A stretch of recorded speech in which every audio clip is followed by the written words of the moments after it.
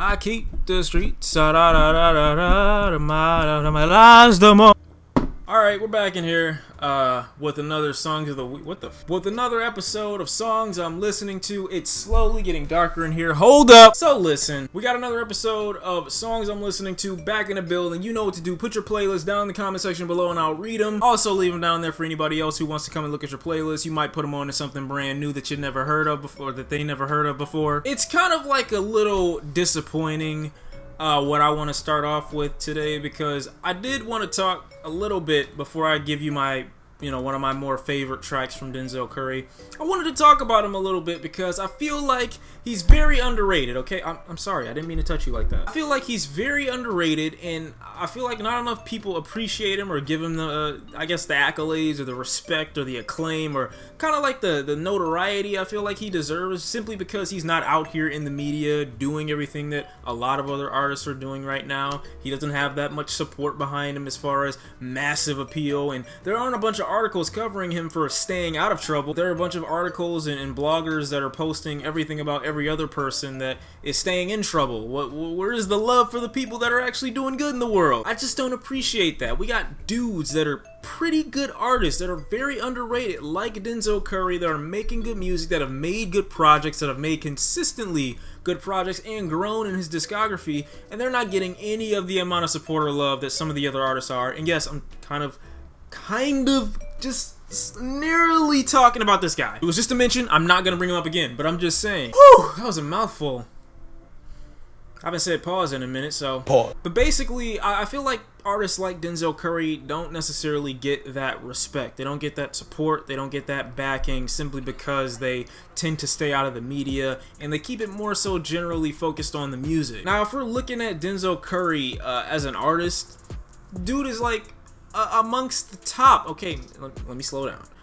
Dude is literally the only rapper I would consider to have lyrical content and hype factor in the same breath. I wouldn't necessarily say it gets any more alternative than Denzel Curry, because that would be a stretch. There are other artists who also include other genres or try to go outside the boundaries that have been set by hip-hop.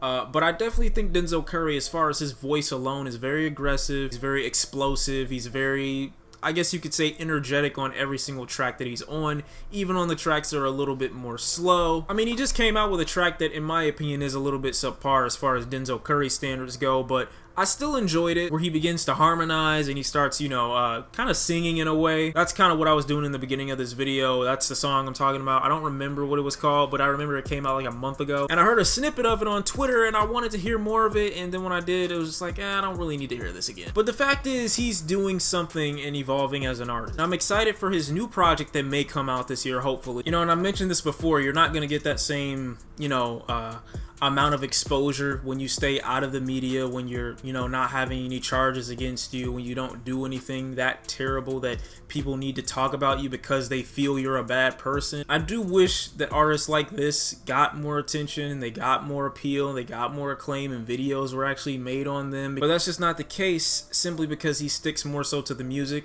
He's underground.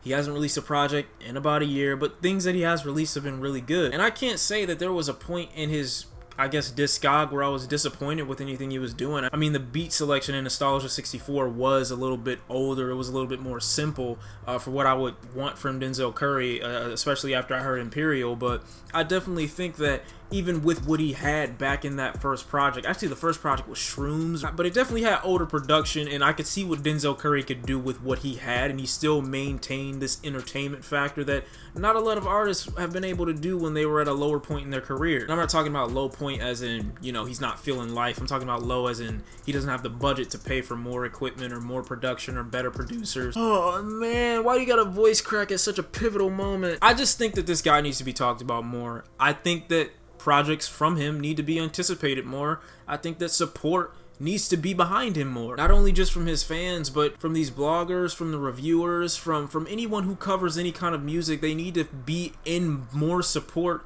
of artists that are doing well, instead of complaining about the fact that the artists they like aren't popularized more. More people just focus on the talent as opposed to their personal life. Maybe we'd have, more talented artists more popularized. So after my little mini rant about Denzel Curry, I want you guys to go listen to his music, obviously. If you haven't heard Imperial, go listen to Imperial. If you haven't heard Shrooms, go listen to Shrooms, or whatever the project name is, or Nostalgic 64, you need to go listen to that one too. But I came back to one song that I remember listening to back in the middle of 2016 last year, and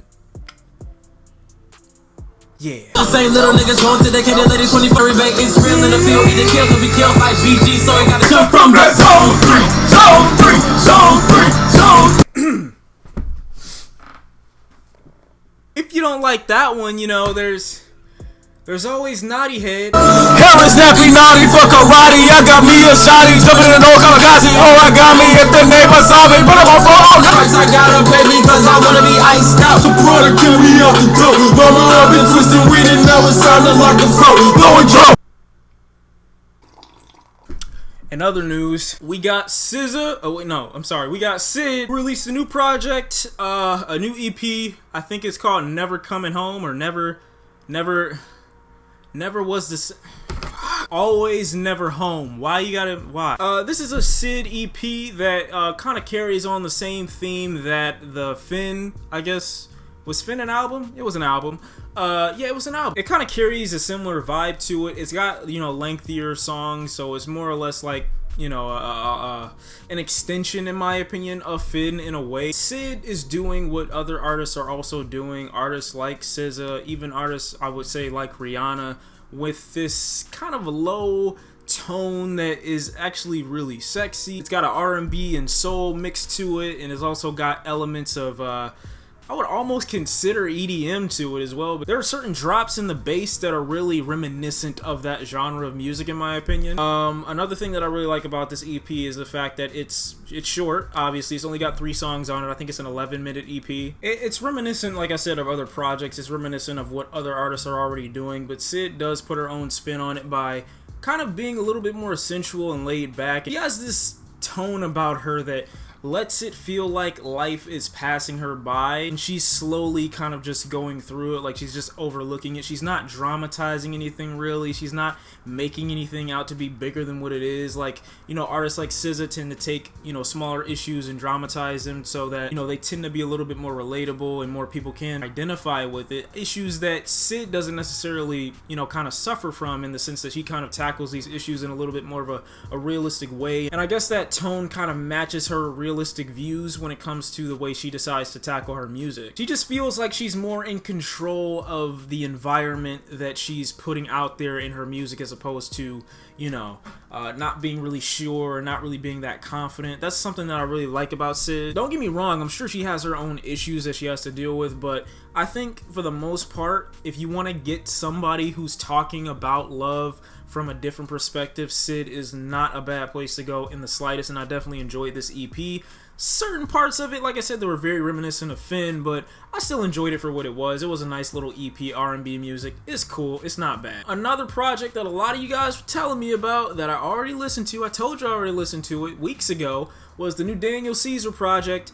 Don't know how to pronounce it, so I'm not going to try and embarrass myself. Now, don't get me wrong. I like this project, right? But when I hear Get You, with the exception of the track with Sir, or Her, wow, I really said Sir. I love that track too, because, you know, it's not cheesy. It is actually pretty endearing the way they describe, you're the best part of this, you're the best part of the day, you're the best part of the movie. Like, you're just the best part, and I like the way they explain it without, like I said, dramatizing it. Now, just like I mentioned, artists like Sid who kind of carry a darker tone with their music, Daniel Caesar pretty much does the same thing, but he does it in a lighter way. Like, his music is very light, it's very bright, it's very warm, it's very open, it's very inviting. So whenever I listen to his music, I'm always instantly drawn in because he seems so at home with what he's doing. While I love this album, I guess it's an album, I can't help but notice that the rest of the tracks, with the exception of the one with Her, kind of go into a more rhythmic theme as opposed to the initial track, Get You. And I've spoken on Get You months ago. I told you guys about Get You a long time ago in another one of these types of videos. And basically, I feel like, you know, a lot of these tracks, they're good. The whole project is good. Don't get me wrong. But when I hear Get You, none of the other tracks, in my opinion, are on that level. You know, Get You is the initial starter. It's the initial opening track. and it pretty much is just like, alright, get ready, because none of these other tracks are gonna top this one. It's a little bit disheartening to have to listen to the rest of the project knowing, or at least, you know, of course listening to it multiple times, knowing that the remainder of the songs on the project aren't gonna top the initial song that you heard. Which is fine, as I said before, but it's kind of bittersweet. Like I said, Daniel Caesar is a very underrated R&B artist. He's got a lot of control over his vocal range, which is surprising to me because, I mean, a lot of people talk about artists in this generation not being able to sing well, and Daniel Caesar is the perfect example of someone who is literally able to control exactly where his vocal range goes. It's ridiculous. A little bittersweet, unfortunately, but I did enjoy it. Of course, shout out to Injury Reserve. I know a lot of you guys probably didn't see that video of me listening to their new track called North Pole, but it's an amazing track. If you haven't heard it, you need to go listen to it because it's awesome, okay? We got all the members rapping about personal stuff, and after like 3-4 more listens to the song, I realized that Richie actually has his friend pass the phone to his father. I hadn't heard that before, but it adds even more likability to the track. I've already mentioned why I like the track. Go watch my video on it if you haven't already. And the last person I wanted to mention on this list is Gucci. I feel like as someone who is just as good as a Drake feature, it's very important that we protect him at all costs. We cannot let anything happen to Gucci. We have to make sure that he's protected. We have to make sure he's safe and sane so he can continue making great music out here, because his most recent couple projects have been pretty good. I'm not gonna lie, like, they've been decent. And for a guy who is known for making some really dope music 10 years ago, it's nice to see that even at this age, he still isn't at the point where people are saying, oh, he's falling off. Instead, I feel like he's gotten even more appeal because of, you know, kind of the change in his lifestyle, and seeing that be reflected in his music. He tends to talk about it a fair amount, and I'm excited. He's got a new project coming out October 17th this year, so dude, you see me doing a video. That's about all I had to talk about. I probably would have talked more, but what just happened angered me a little bit. So I'm in the video here. Thank you guys for watching. Make sure to leave your comments down in the sections below, obviously, of what it is that you're listening to, your playlist, everything like that. And let me know what you're excited about, too. I don't really know if anybody else is releasing a project like that, so let me know what you're excited for. It's been Shawn Cee. I'll see you guys, you know, sooner or later. And yeah. Thank you for watching. I'll see you next time. Clearly they thought I was playing about this Denzel Curry. They clearly thought I was playing. Tired of being broken, I'm tired of living off my foes. My old girl needs some hot things. That's why I carry that 9 on me. That's a 3x3 extendo. That's a 10-fold. But a nigga beat game on the 194. Whoa, in the corner just to see if they follow it. Whoa, gotta protect my wifey and my chick. If you thinking I'm a walking lick, never believed in lawlessness. Why I got me with the shits when I'm nervous, it's dangerous. If the police bring up, then I'll tell them I'm innocent.